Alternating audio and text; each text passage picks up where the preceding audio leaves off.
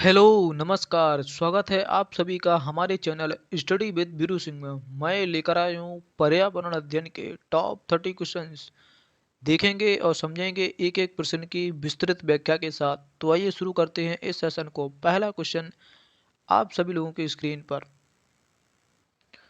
Question क्या कह रहा है, ध्यान से देखेंगे और बड़े ही इत्मीनान से इसका क्वेश्चन हल करेंगे। पहला क्वेश्चन क्या कह रहा है, देख लेते हैं। किस वर्ण की उपस्थिति के कारण हरे पौधे होते हैं? क्वेश्चन कह रहा है कौन सा ऐसा वर्णक होता है जिसकी वजह से पौधे हरे होते हैं?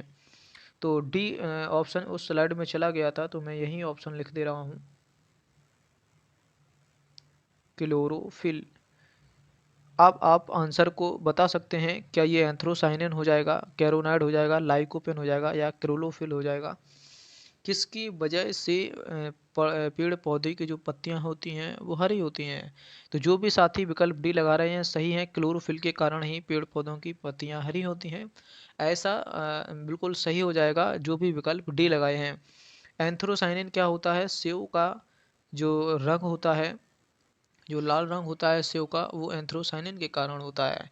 अगर मैं बात करता हूँ ये लाइकोपिन क्या है, तो ये लाइकोपिन है टमाटर का लाल रंग। अगर पूछा जाए टमाटर का लाल रंग किससे होता है, लाइकोपिन से होता है। सेव का लाल रंग एंथ्रोसाइनिन के कारण होता है। फिलहाल इतना पर्याप्त है। क्वेश्चन नंबर अगला देखते हैं कि मानवीय गतिविधियां जो पृथ्वी पर जलवायु परिवर्तन के लिए जिम्मेदार हैं, जो मानवीय गतिविधियां हैं जो पृथ्वी पर जलवायु परिवर्तन के लिए जिम्मेदार हैं, वो क्या हैं? क्या एरोसॉल जो कैन का उपयोग है इससे, या वनों को जलाना है, या कृषि क्रियाकलाप है, या उपयुक्त सभी हैं? ये चारों कारण हैं क्या जलवायु परिवर्तन के लिए, जो मानवीय गतिविधियां हैं? ऐसा क्वेश्चन पूछा जा रहा है। थोड़ा समझ के आंसर दें। तो इसका सही विकल्प हो जाएगा डी, उपयुक्त सभी। ये चारों जो तीनों कारण लिखे हैं, इससे ही क्या होता है, जलवायु परिवर्तन के लिए जिम्मेदार हैं। ये सभी मानव गतिविधियां हैं, तो इसका सही विकल्प हो जाएगा डी। क्वेश्चन नंबर अगला देख लेते हैं।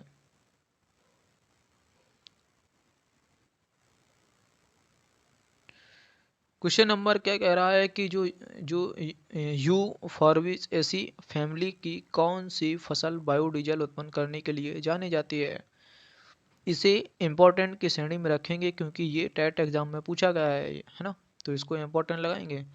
क्या है? कॉपर लीफ है, जेट्रोफा है, या कैंटर ट्री है, या सर्पगंधा है? ऐसा कौन सा है जो बायोडीजल के लिए जाना जाता है ना? इसको बस याद कर लेंगे। अगर तुमसे बायोडीजल की बात करता है, ऐसी कौन सी फसल है जो बायोडीजल के लिए जानी जाती है, तो इसका सही विकल्प हो जाएगा बी, जेट्रोफा, है ना। जेट्रोफा ही है जो बायोडीजल के लिए जाना जाता है। फिलहाल इतना पर्याप्त है और ये बेहद ही इंपॉर्टेंट क्वेश्चन है। क्वेश्चन नंबर अगला देखते हैं।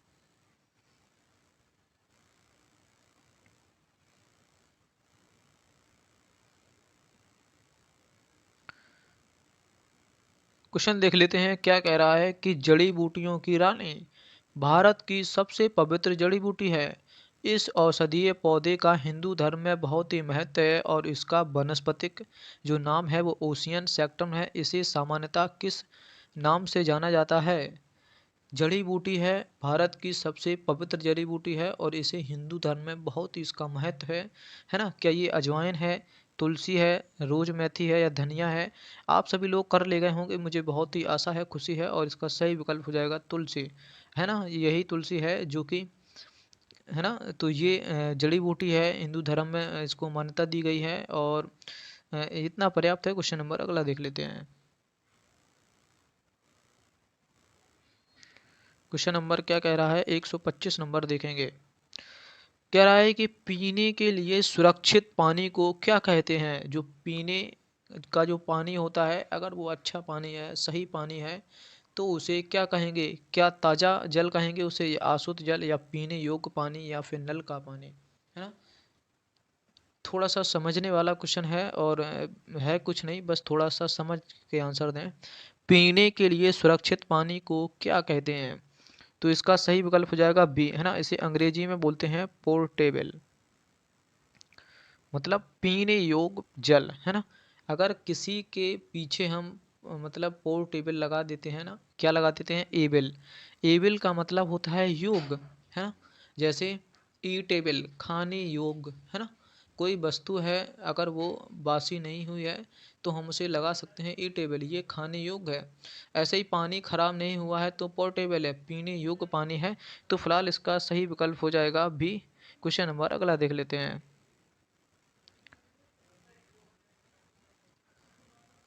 क्वेश्चन नंबर 126 देख लेंगे, क्या कह रहा है कि वर्ष 1984 की भोपाल गैस त्रासदी में निम्नलिखित में से किस गैस का रिसाव हुआ था।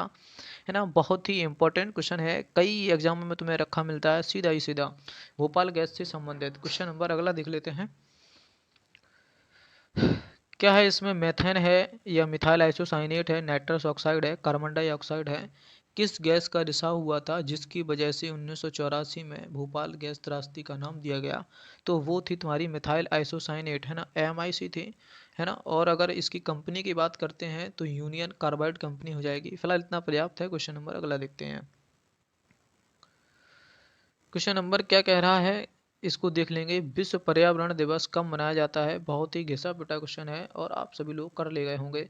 क्या 5 जून है, 2 दिसंबर है, 16 सितंबर है, 11 जुलाई है ना। तो अगर आपको अगर वैसे नहीं आता है तो ऑप्शन चेक कर लेंगे। 11 जुलाई को क्या मनाया जाता है, विश्व जनसंख्या दिवस मनाया जाता है, ये नहीं होगा।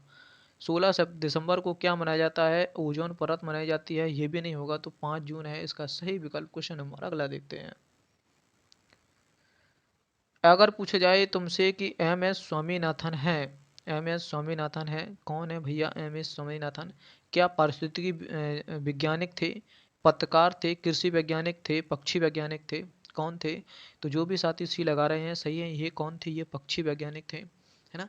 64 से 1964 66 या 62 से 64 के बीच, 66 तक इन्होंने मतलब पंजाब में गेहूं की खेती के लिए ये जाने जाते हैं। बहुत ही इतनी खेती हुई भरपूर मात्रा में। तो ये किसके लिए जाने जाते हैं, खाद्यान्न उत्पादन के लिए जाने जाते हैं स्वामीनाथन। और ये कृषि वैज्ञानिक थे। अगर हम बात कर लेते हैं विश्व में कृषि वैज्ञानिक के लिए जाने जाते हैं नॉर्मल बोरलॉग, और भारत में कृषि वैज्ञानिक के लिए जाने जाते हैं तुम्हारे स्वामीनाथन, है ना। फिलहाल इतना पर्याप्त है। क्वेश्चन नंबर अगला देखते हैं। क्वेश्चन नंबर क्या कह रहा है कि world life institute of India WII का मुख्यालय कहाँ स्थित है। क्या अहमदाबाद है, नई दिल्ली है, देहरादून है, कोयम्बटूर है। क्वेश्चन नंबर 129 देखेंगे। World life institute of India का मुख्यालय कहाँ स्थित है। तो जो भी साथी देहरादून लगा रहे हैं सही, इसका सही विकल्प होगा डी। फिलहाल अगला क्वेश्चन देख लेते हैं।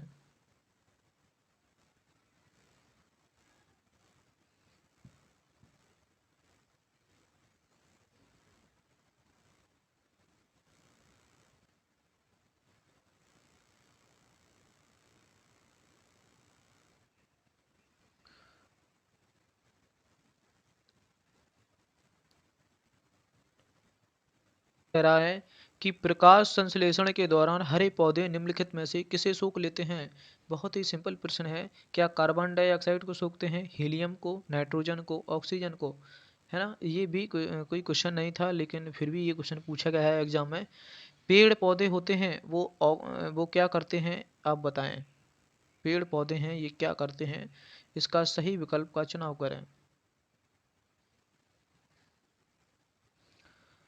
एक मनुष्य है, ये ऑक्सीजन को ग्रहण करता है। दोबारा से समझाता हूँ। ये मनुष्य है, ये ऑक्सीजन को ग्रहण करता है किससे, पेड़ पौधों से।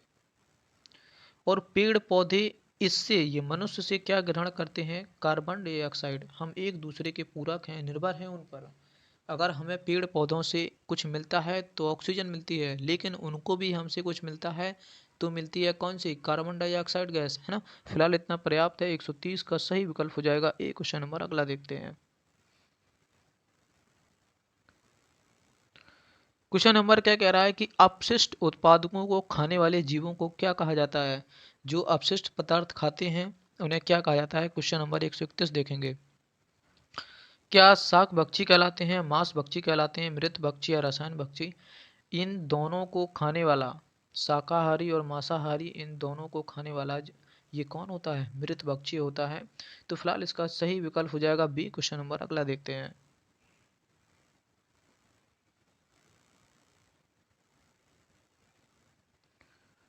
क्वेश्चन नंबर क्या कह रहा है कि तप्त भोज जो भौम जल है किस प्रकार की ऊर्जा प्राप्त होती है? क्या भूतापीय ऊर्जा, जल विद्युत ऊर्जा, सौर ऊर्जा, नाभिकीय ऊर्जा, है ना? यहाँ से एक प्रश्न बनता है ऊर्जा के स्रोतों से, है ना? जो भी टेट का एग्जाम देने वाले हैं याद कर लें।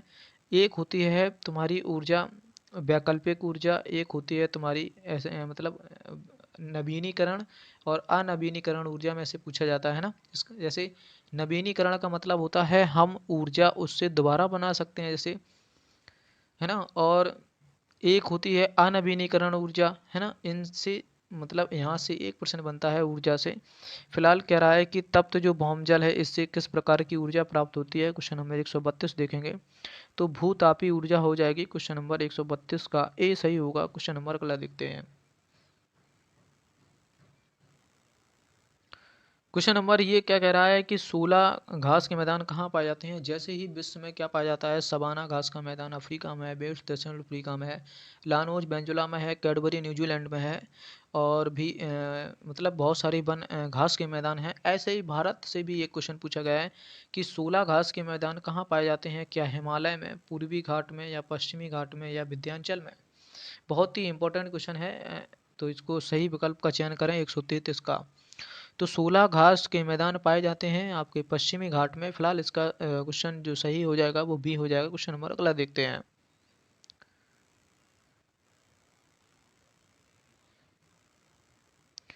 क्वेश्चन नंबर क्या कह रहा है कि भारत में जो पेलिकल पक्षी है इसका प्रजनन कहाँ है, इसका जो प्रजनन होता है वो कहाँ होता है। क्या ये कुक्काकारे बेलूर है, नीलापट्टू है, या कुथमकुलम है, ये कहाँ है, या उपयुक्त तो सभी है।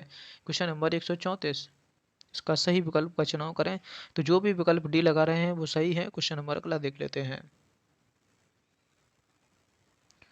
क्वेश्चन बहुत ही बढ़िया है, यहाँ से एक क्वेश्चन जरूर ट्रेंड करता है, मिनी माता रोग किससे संबंधित होता है, ऐसा क्वेश्चन पूछा गया है। क्या कैडमियम से होता है, पारा से होता है, आर्सेनिक से होता है, या उपयुक्त सभी, है ना। मिनी माता रोग क्वेश्चन नंबर 135 देखेंगे। जो मिनी माता रोग होता है ये पारा से होता है ना। एटाई एटाई रोग पूछा जाता है, एटाई एटाई रोग, एटाई एटाई रोग ये किससे होता है, तो ये तुम्हारा कैडमियम से हो जाएगा, है ना। फिलहाल इतना पर्याप्त है क्वेश्चन नंबर। फिलहाल इसका सही विकल्प हो जाएगा कि मिनी माता रोग होता है तुम्हारा पारा से। क्वेश्चन नंबर अगला देखते हैं। क्वेश्चन नंबर क्या कह रहा है कि ओजोन परत का जो अधिकतम ह्रास है वो किस स्थान पर हुआ है। ह्रास माने होता है कमी, है ना। तो ओजोन परत से एक क्वेश्चन जरूर टेंड करता है, मैं बता देता हूँ। ओजोन परत तुम्हारी सूर्य से आने वाली पराबैंगनी किरणों को रोकती है, ये समताप मंडल में पाई जाती है ओजोन परत, है ना। ओजोन परत को हम किससे नापते हैं, डॉप्सन से नापते हैं, ये भी क्वेश्चन पूछा गया था। और क्या नापते हैं, मतलब डॉप्सन हो गया, ये समताप मंडल में हो गई। और क्या पूछा जाता है ओजोन परत से, इसका दिवस भी पूछा जाता है, 16 सितंबर इसका दिवस हो जाएगा। और अपना क्वेश्चन देख लेते हैं, सबसे ज़्यादा ह्रास कहाँ हुआ है, भूमध्य रेखा पर, उत्तरी रेखा, दक्षिणी ध्रुव पर, या उपयुक्त में से कोई नहीं। क्वेश्चन नंबर 136 देखेंगे तो इसका सही विकल्प हो जाएगा सी, दक्षिणी ध्रुव पर सबसे ज़्यादा कमी हुई है, ह्रास हुई है। फिलहाल इतना पर्याप्त है ओजोन परत से। अगला देख लेते हैं क्वेश्चन। क्वेश्चन नंबर क्या कह रहा है कि इनमें से कौन भारत का मुख्य न्यायाधीश था। पहले न्यायाधीश की बात कर रहा है। क्या हीरालाल जी कानिया थे, या एम पतंजलि शास्त्री थे, मेहर चंद थे, या एस आर दास थे। कौन थे इनमें से सही विकल्प का चुनाव करें। भारत का प्रथम मुख्य न्यायाधीश कौन था। क्वेश्चन नंबर 137, तो हीरालाल जी कानिया थे, इसका सही विकल्प हो जाएगा एक। क्वेश्चन नंबर अगला देखते हैं। क्वेश्चन नंबर क्या कह रहा है कि रेड डाटा बुक किससे संबंधित होती है, तो ये जारी करती है IUCN, इसका मुख्यालय होता है स्विट्जरलैंड के ग्लैंड में, है ना। ये भी कई बार पूछा गया था। तो अब पूछा गया क्या है, किससे संबंधित है, क्या विलुप्त जो करीब जीव हैं, या नदियों से घटते प्रदूषण, जल से, या वायु प्रदूषण से। तो इसमें क्या होता है, संकटग्रस्त जो जो भी प्रजातियां संकटग्रस्त होती हैं, है ना, उनको रखा जाता है रेड डाटा IUCN के अंतर्गत। फिलहाल इतना पर्याप्त है और इसका सही विकल्प हो जाएगा एक। क्वेश्चन नंबर अगला देख लेते हैं कि निम्नलिखित में से कौन वर्तमान में महिला आयोग की अध्यक्ष हैं। ये क्वेश्चन पूछा गया था टेट में और इम्पोर्टेंट भी है। निम्न में से कौन वर्तमान में महिला आयोग की अध्यक्ष हैं। क्या मालिनी भट्टाचार्य हैं, गिरिजा व्यास हैं, रेखा शर्मा है, यास्मीन जो अबरार हैं, कौन है। क्वेश्चन नंबर 139 देखेंगे, बेहद ही इंपॉर्टेंट एक पूछा गया था हाल ही परीक्षा में। वर्तमान में महिला आयोग के अध्यक्ष कौन है। क्वेश्चन नंबर 139 का सही विकल्प का चुनाव करें, तो रेखा शर्मा इसकी हो जाएगी उत्तर। तो फिलहाल अगला क्वेश्चन देख लेते हैं। क्वेश्चन नंबर क्या कह रहा है कि लोकसभा और राज्यसभा की संयुक्त बैठक किसके द्वारा आयोजित की जाती है, ऐसा क्वेश्चन पूछा जा रहा है। यहाँ से कन्फ्यूजन होगी आप सभी लोगों को, क्योंकि विकल्प में ऑप्शन ऐसे ही हैं, लेकिन मैं कन्फ्यूजन नहीं होने दूंगा, क्योंकि ये क्वेश्चन ट्रेंड करता है एग्जाम में, जरूर प्रश्न पूछा जाता है यहाँ से। तो मैं देख लूँगा कि यह है तुम्हारी लोकसभा और ये है तुम्हारी राज्यसभा। इन दोनों की संयुक्त बैठक को बुलाता है कौन, राष्ट्रपति। कन्फ्यूजन नहीं होना बिल्कुल भी। इन दोनों की बैठक को कौन बुलाएगा, राष्ट्रपति बुलाता है। किस आर्टिकल के तहत, 108 आर्टिकल के तहत। इतनी बात समझ में आती है कि लोकसभा और राज्यसभा को दोनों एक कमरे में कौन बुलाता है, राष्ट्रपति बुलाते हैं, और बस बुला के छोड़ देते हैं, है ना। अब दोनों पार्टी बैठी हुई हैं, लोकसभा के लोग भी बैठे हुए हैं, राज्यसभा के भी लोग बैठे हुए हैं। राष्ट्रपति इन्होंने बुला तो लिया, लेकिन इसकी कुर्सी पर इसकी अध्यक्षता कौन करेगा, इसकी अध्यक्षता कौन करेगा, तो इसकी अध्यक्षता करेगा तुम्हारा लोकसभा अध्यक्ष। लोकसभा अध्यक्ष, है ना। यही क्वेश्चन बस कन्फ्यूजन था कि दोनों को बुलाता कौन है बैठक के लिए, तो राष्ट्रपति। किस आर्टिकल के तहत, 108 आर्टिकल के तहत। और दोनों की संयुक्त जो बैठक होती है उसकी अध्यक्षता कौन करता है, तो वो करता है लोकसभा अध्यक्ष। और किस आर्टिकल के तहत, 118 आर्टिकल के तहत। तो यही क्वेश्चन कह रहा है, और आप समझ लेते हैं क्या क्वेश्चन कह रहा है कि लोकसभा और राज्यसभा की संयुक्त बैठक किसके द्वारा आयोजित की जाती है, मतलब संपन्न कराई जाती है। तो इसका सही विकल्प हो जाएगा लोकसभा अध्यक्ष के द्वारा, है ना। क्वेश्चन नंबर 140 का सही विकल्प हो जाएगा सी। क्वेश्चन नंबर अगला देखते हैं। कंफ्यूज नहीं होना है, इस प्रश्न को मैं फिर बता दे रहा हूँ। लोकसभा और राज्यसभा की संयुक्त बैठक, एक बार और सुन लें, दोनों बैठकों को बुलाता है राष्ट्रपति, लेकिन इसकी अध्यक्षता हमेशा कौन करता है, लोकसभा अध्यक्ष, है ना। तो ये भी ध्यान रखने वाली बात है। फिलहाल इतना पर्याप्त है। क्वेश्चन नंबर अगला देखते हैं। संविधान के किस भाग में पंचायती राज व्यवस्था से संबंधित है। मैं पंचायती राज से कुछ फैक्ट बता देता हूँ। पहले अपना आंसर ही समझ लेते हैं। क्या इसमें जो विकल्प होगा वो चुन लीजिए। पंचायती राज व्यवस्था किससे संबंधित है, तो इसका सही विकल्प हो जाएगा बी, है ना। आप समझ लेते हैं पंचायती राज व्यवस्था से एक क्वेश्चन जरूर टेंड करता है। ये 2 अक्टूबर 1959 से शुरू होती है ना। कहाँ से होती है, नागौर से होती है ना। और ये नागौर कहाँ है, राजस्थान में। कौन शुरू करता है, तत्कालीन प्रधानमंत्री जवाहरलाल नेहरू के द्वारा शुरू की जाती है। अब है ना। अब इसके बाद 2 स्तरीय अशोक मेहता समिति आती है, 2 स्तरीय लेके चले जाते हैं, लेकिन ये मान्य नहीं होती है। फिर इसके बाद आते हैं बलवंत राय मेहता समिति, जो कि त्रिस्तरीय प्रणाली को देते हैं, और ये मान्य हो जाती है ना। तो अगर पूछा जाए 2 स्तरीय अशोक, त्रिस्तरीय तुम्हारी पंचायती राज, वो तुम्हारी क्या नाम था, अरे, बलवंत राय मेहता समिति तीसरी और अशोक मेहता समिति दूसरी, है ना। अगर तुमसे पूछा जाता है पंचायती दिवस कब मनाया जाता है, तो 24 अप्रैल को मनाया जाता है। और हाल ही में परीक्षा हुई थी जूनियर सुपर टेट की, उसमें क्वेश्चन पूछा गया था पंचायती राज में कितने विषय होते हैं, तो 29 विषय होते हैं पंचायती राज में, और नगर पालिका में होते हैं 18 विषय। ये दोनों चीज़ें याद रखने। फिलहाल इतना पर्याप्त है। क्वेश्चन नंबर अगला देखते हैं। क्वेश्चन नंबर क्या कह रहा है, 74वें संविधान संशोधन का संबंध किससे है। क्या राष्ट्रपति की शक्तियों से, ग्रामीण स्थानीय से, शहरी के से संबंधित, या संसद की शक्तियों से, किससे संबंध है। Question number 142। तो मैंने बताया था ग्रामीण से संबंधित, मतलब ग्राम पंचायत किससे संबंधित है, 73वां संविधान संशोधन। अगर 74वें की बात करेंगे तो ये हो जाएगा तुम्हारा नगर पालिका से। और नगर पालिका के मैंने लिए बताए थे 18 विषय हैं, और ग्राम पंचायत के लिए 29 विषय हैं। फिलहाल इसका सही विकल्प होगा सी। क्वेश्चन नंबर अगला देख लेते हैं। क्वेश्चन नंबर क्या कह रहा है कि किस गैस के वर्षा के पानी में घुलने से वर्षा का पानी अम्लीय हो जाता है। मतलब किस गैस के वर्षा के पानी में घुलने से पानी, जो वर्षा का पानी है, अम्लीय हो जाता है। क्या कार्बन डाइऑक्साइड को मिलाने से, hydrogen peroxide, nitrogen monoxide, sulphur dioxide. Question number 143 का सही विकल्प का चुनाव करें। अगर तुमसे पूछा जाता है कृत्रिम वर्षा किससे होती है, तो सिल्वर आयोडाइड से होती है ना। और तो फिलहाल इसका सही विकल्प हो जाएगा सल्फर डाइऑक्साइड। क्वेश्चन नंबर अगला देखते हैं। क्वेश्चन नंबर क्या कह रहा है कि भारतीय संविधान में विधि का शासन कहाँ से लिया गया था। क्या स्विट्जरलैंड से, इंग्लैंड से, अमेरिका से, आयरलैंड से, क्या लिया गया था। क्वेश्चन नंबर 144 का सही विकल्प का चुनाव करें। भारतीय संविधान में जो विधि का शासन है ये कहाँ से लिया गया था, ये इंग्लैंड से लिया गया है। अब मैं बात कर लेता हूँ अमेरिका से क्या लिए गए हैं। इसका सही विकल्प होगा सी। मैं बात कर लेता हूँ अमेरिका से, तो ये लिए गए हैं तुम्हारे मौलिक अधिकार, अमेरिका से लिए गए हैं। मैं बात कर लेता हूँ मौलिक अधिकार की, भाग 3 में है, कहाँ से कहाँ तक हैं, 12 से 35 हैं। आयरलैंड से क्या लिया गया है, नीति निर्देशक तत्व लिए गए हैं, डीपीएसपी लिए गए हैं, भाग 4 में है ना, और कहाँ से हैं, 36 से 51 तक हैं। फिलहाल इतना पर्याप्त है। क्वेश्चन नंबर अगला देख लेते हैं।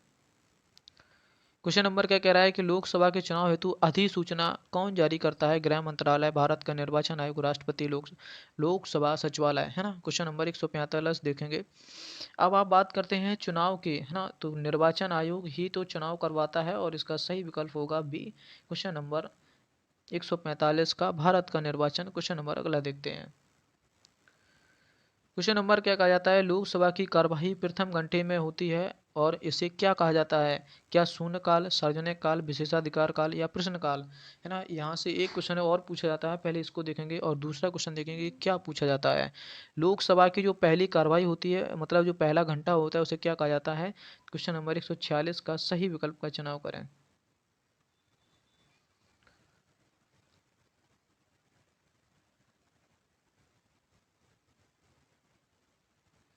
तो इसे कहा जाता है शून्यकाल, और ये किससे दिया गया है, ये मीडिया द्वारा दिया गया शब्द है। और अगर ये भी क्वेश्चन पूछा जाता है, क्या पूछा जाता है कि अगर तुमसे पूछा जाए शून्यकाल किस देश के देन की सभ्यता है, मतलब किस देश के देन की, मतलब किस देश की देन है ना, तो बता सकते हैं कि ये शून्यकाल भारत की ही देन है। तो फिलहाल इतना पर्याप्त है। क्वेश्चन नंबर अगला देखते हैं। क्वेश्चन नंबर 147 देखेंगे कि वर्षा जल संरक्षण क्या है, क्या पानी का वितरण है, प्रयुक्त जल का संग्रहण एवं भंडारण, या वर्षा जल का भराव एवं भंडारण, या उपयुक्त में से कोई नहीं। वर्षा जल संग्रहण से क्या समझते हैं, आपके पास चार ऑप्शन है। तो जब वर्षा जल संग्रहण होता है, संग्रहण का मतलब होता है इकट्ठा करना, और इकट्ठे को क्या कहते हैं, जमाव। तो ये एकदम सही हो जाएगा। क्वेश्चन नंबर अगला, क्वेश्चन नंबर अगला देख लेते हैं क्या कह रहा है। भारतीय गैंडा कहाँ संरक्षित किया जाता है, बेहद ही इंपॉर्टेंट है और अभ्यारण्य से एक क्वेश्चन जरूर टेंड करता है टेट एग्जाम में। भारतीय गैंडा जो है वो कहाँ पाया जाता है, क्या बांदीपुर में पाया जाता है, कार्बेट में, या काजीरंगा में, या गिर में, है ना। यहाँ और इसका एक क्वेश्चन नंबर 148 का सही विकल्प का चुनाव करें। अगर तुमसे पूछा जाए एक गैंड श्रेणी के लिए कौन प्रसिद्ध है, तो काजीरंगा है, और ये कहाँ है, तुम्हारा असम में है।